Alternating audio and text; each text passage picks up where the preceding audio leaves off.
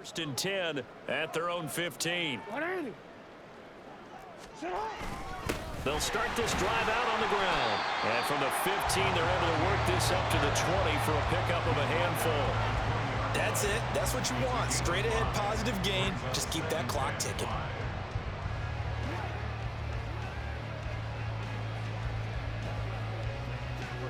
Here's a 2nd and 5.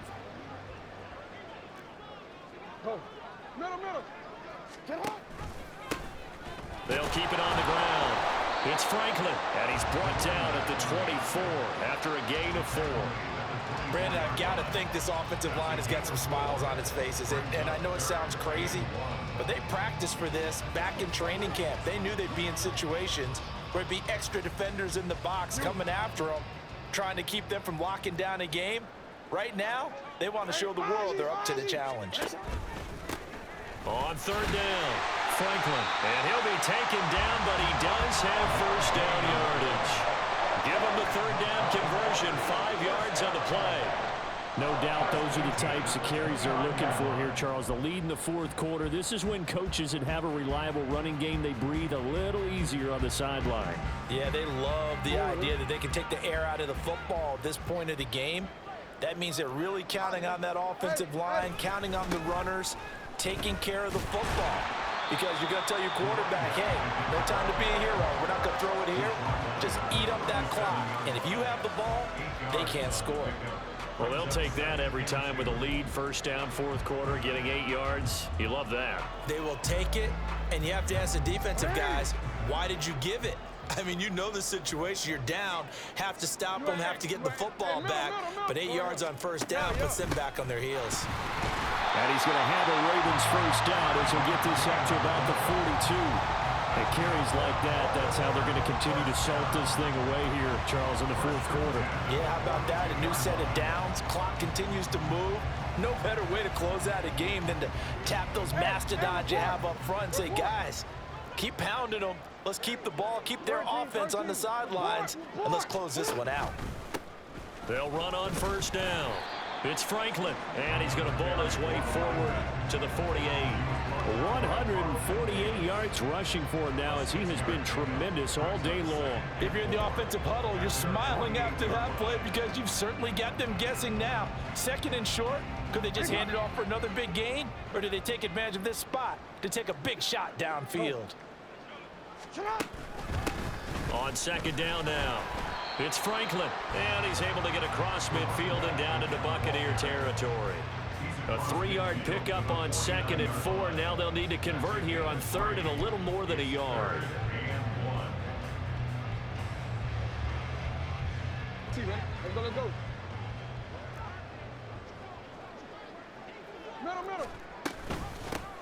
Now a handoff up the middle. Franklin, and he will have a Ravens first down as they're able to convert by plenty there on 3rd and 1. Well, that's a carry they have to be satisfied with. And throughout this game, they've been satisfied with what he's given them. Whenever they've needed a big run, a first down, he's the guy they've turned to. And it doesn't matter what the defense thinks. They feel like they've got the confidence to keep handing it to him and keep picking up good yardage. On 1st down, it's Franklin. And they'll get him down after a pickup of 8, 2nd and 2. And when you get good yardage like that on 1st down, it really does a whole lot of good for your entire offense. But I love the way he's finishing those runs. At the end of things, he's making sure he gets just a little bit extra. From the 34-yard line, here's 2nd and 2.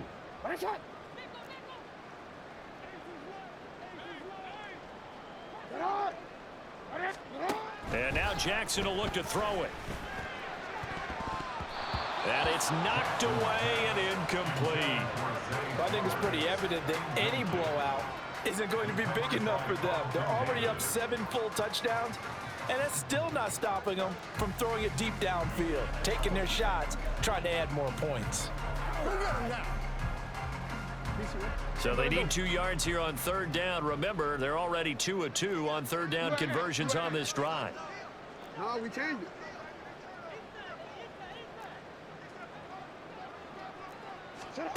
Here's Jackson to throw. And the throw there going to be incomplete.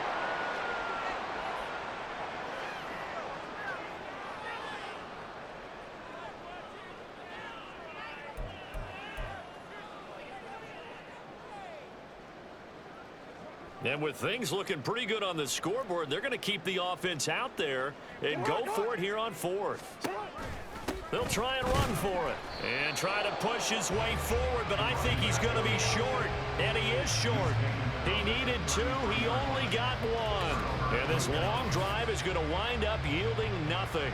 So they were really trying to put the nail in the coffin there already with this lead here in the fourth, but they didn't get it. Guaranteed it's not going to be a fun handshake in the postgame, right? You just know that there's going to be some bad blood there.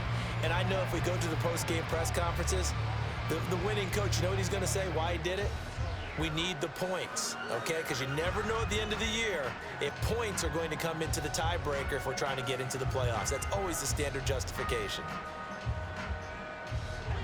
Now Mayfield and the Bucs come up on 1st and 10 at the 33-yard line.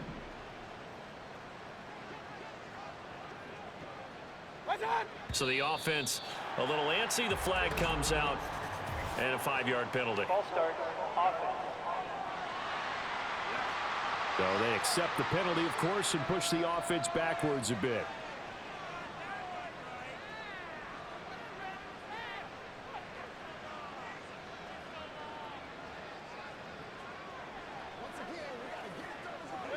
The false start backs him up 5, 1st and 15.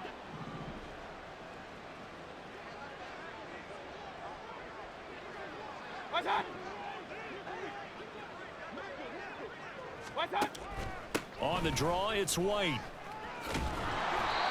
Found a little room there as he's up to about the 37. 154 yards rushing for him now as his sensational afternoon continues. And he continues to pile up the yardage. That puts him over $150 now. And this defense has really had its problems trying to keep him contained.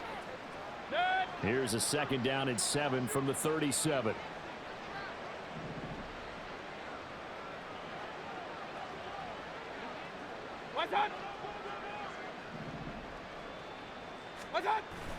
Mayfield off the play fake. That is caught. It's Chris Godwin. And he has a big gain inside the 40 before being dropped. A 1st down there on a pickup of 25. Those are the kinds of plays right there that show you why he's the number 3 man in the NFL in terms of receiving yards. Also tells you there's a full combination of what he's got going in his game. You name it, from route running to catching the football. That's why he's able to produce those types of numbers.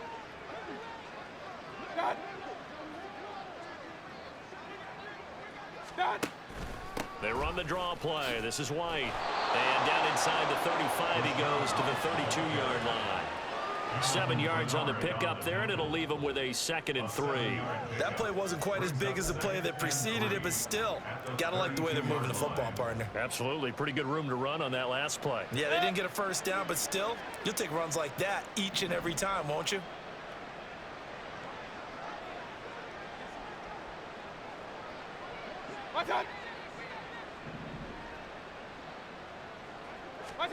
To throw, Mayfield. And this is caught. And so close. He gets it to the 1. Out of bounds right there. That goes for a gain of 31. Defensively, I know they have the comfortable lead here in the 4th, but they do not want to give up big plays like that. They want to finish strong. So oftentimes in this situation, you tighten up underneath in your coverage, and you bring your safeties back. They can pick up anything that leaks through. But in the meantime, upfield, you're making plays on the football. White is into the end zone for a Tampa Bay touchdown. And CD, they just haven't had a whole lot to cheer about here, but it may be cliche, but give them credit for this. They've continued to fight and scratch and claw, and they get the touchdown here in the 4th quarter. And I'm okay with that cliche, all right? Maybe it'll alleviate the sting a little bit, because at least they can look in the mirror and realize they fought all the way through. Horrible game for them, not one they'll want to remember, but at least they'll keep their heads up and have some pride when they leave this stadium. McLaughlin now to add the PAT.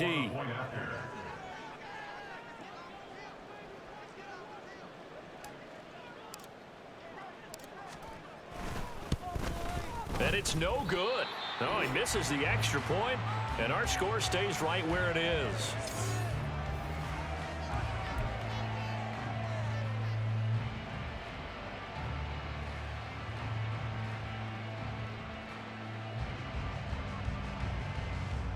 So still lots of work left to do, but here comes the onside kick.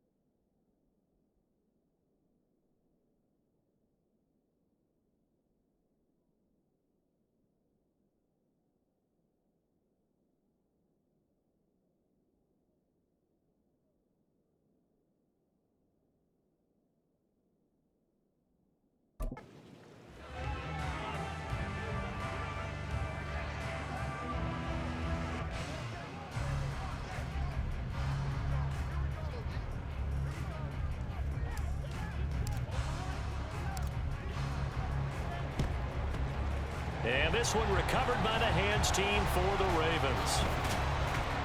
Well, fourth quarter, they felt like they needed the football back. Unfortunately, they couldn't get it. And I know we brought analytics into the game, and someone has said here that the data says that when a team's expecting an onside kick, 80% of the time, the team expecting it, they do actually recover the ball, which is what we saw here. I just wonder if that number is much more of a anecdotal type of a number. Kind of like when the coaches tell us, well, when you score on special teams, 93% of the time you win the game. I'm still waiting to see that number is empirical.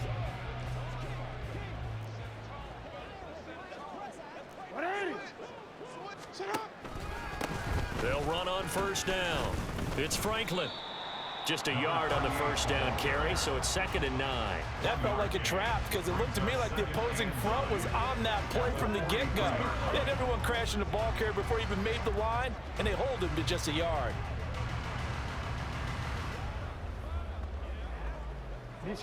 From the 43, here's 2nd and 9.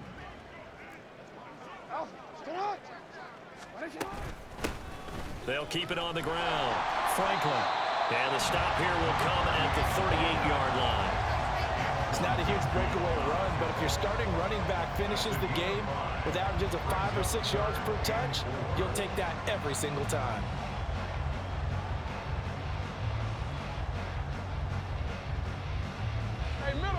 In search of 4 yards here to pick up the first down.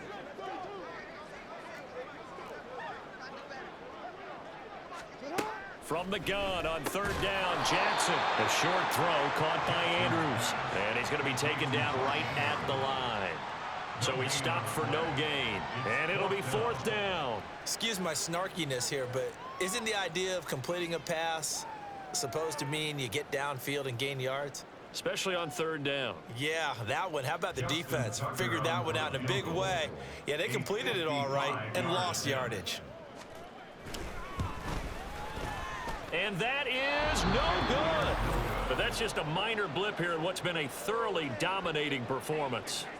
Well, they can probably live with that with this late lead in the 4th quarter. That's one of the few things that's gone wrong. You're exactly right. This one was well in hand. That kick there was more for cosmetics, you know, to add to their score. Not getting it, that shouldn't harm them at all. And the Buccaneers getting ready to go as they take the field. Well, we said it at halftime that they would need a nearly perfect second half to erase that deficit that they were facing, CD. But unfortunately, the second half has pretty much been a carbon copy of the first. Yeah, that early lead was almost insurmountable the way their opponent was playing. And, partner, they do have some good news, though. This one is getting close to being over, and they can try and hit the reset button starting tomorrow.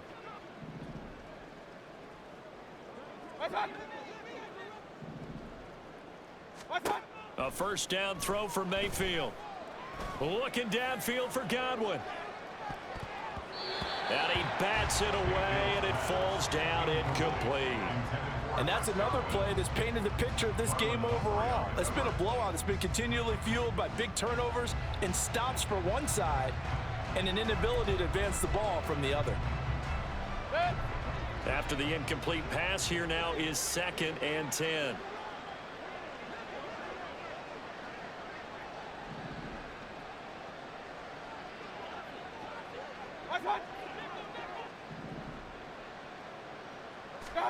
Now Mayfield. Flushed out right. And he's just going to get rid of this thing. To no one here. He throws it away. And now it's 3rd. Tell you what, partner, after he ices down, he's going to be a nice long soak in a hot tub after this one. He's been under duress the entire game. Yeah, once again, hit as he throws. Fortunate that one wound up incomplete. Now they face a 3rd and 10 after back-to-back incompletions.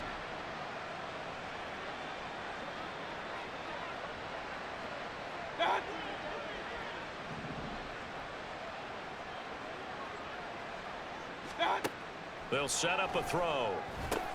Here's White. They set up the screen. Nice little juke. And they'll get him down as he's inside the 40. It's a gain of 16. First down, Tampa Bay. You want to see a defensive coordinator get upset and throw his headset?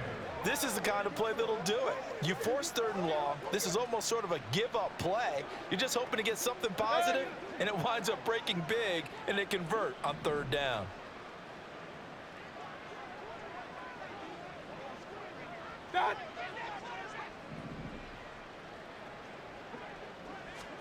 Mayfield on first down. And this is going to be caught, but they'll say out of bounds. So it's incomplete. At this point in the game, they've got to continue to try anything they can. They're still working at it, even though this one feels like a lost cause.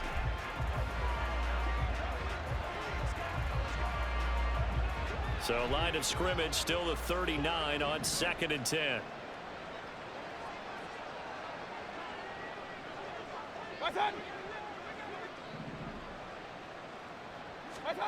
Mayfield to throw it.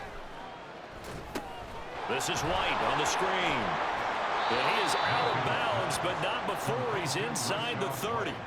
First down, Tampa Bay there, a gain of 13. Well, a touchdown here on this drive, it wouldn't really put much of a dent in the score, the deficit right now. But as you've mentioned in the past, CD, their coach is probably just hoping to see something executed correctly on this drive before we close out the ball game. Yeah, and I think that every guy who's on the field has to feel exactly the same way, because if not, they might be looking for replacements. Treat every drive as if it's your last and make it a successful one in some small way. Throwing on first down, but this one winds up to be incomplete. That incompletion is not a surprise with the way that this one has gone, and the frustration, the body language is evident everywhere. This team, they've really been put through the ringer in this one. So after the incompletion on first, now 2nd and 10.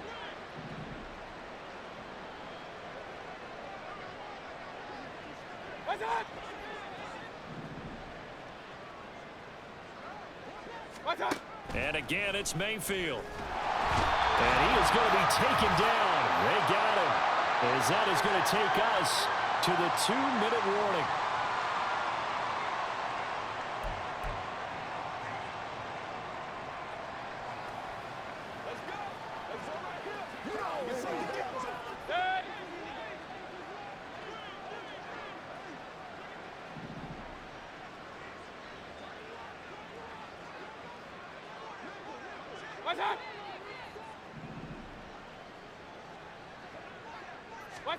Now on 3rd and long, they'll look to throw.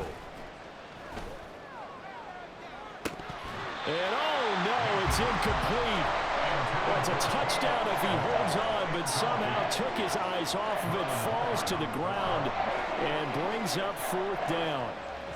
That's coverage you'd expect to see in a tie game late. Not in a lopsided game like this. They are not letting up. Chase McLaughlin now for the field goal try. From the left hash, it's an even 50-yard attempt.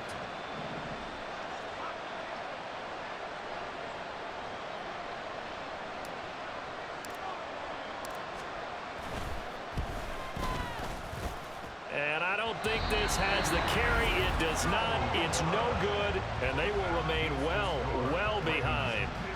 Now, if this was a clear day in September, I'd say this is well within his range. I'd feel very confident about this kick, but let's be honest about it. In these elements, the difficulty level gets ratcheted up by at least a factor of 5. The offense for the Ravens returns to the field.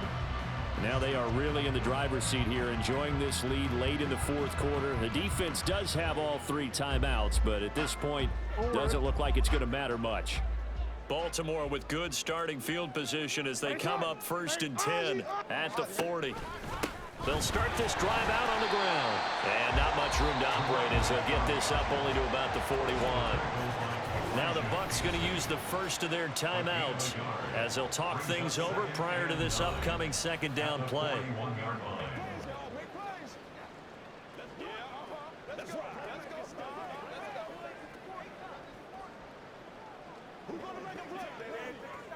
Hey, Alpha, sit on! What are you? Ready, shot! Ready, shot! Sit on! They'll keep it on the ground. It's Franklin. And for one of the few times here today, this run's not going to go anywhere. No gain on the play there, so that doesn't help. Now they're looking up at a 3rd and 9 situation.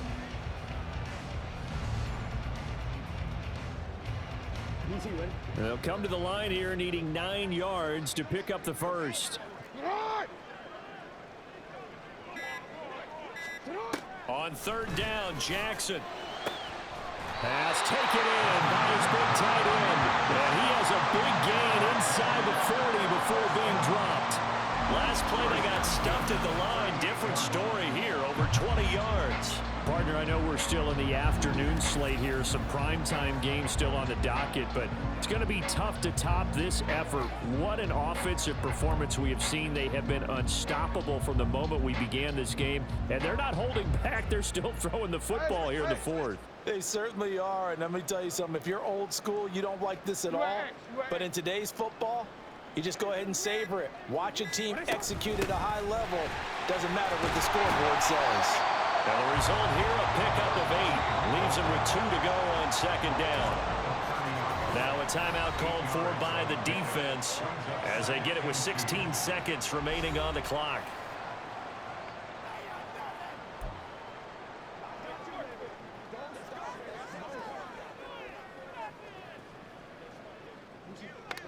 Hey, Alpha.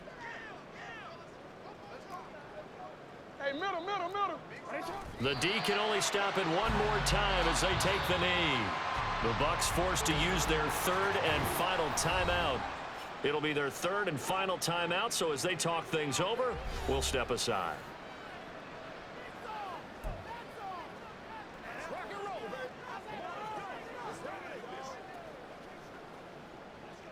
Go ahead. Yo. Hey, report. Down to a knee goes Jackson, and that should seal it.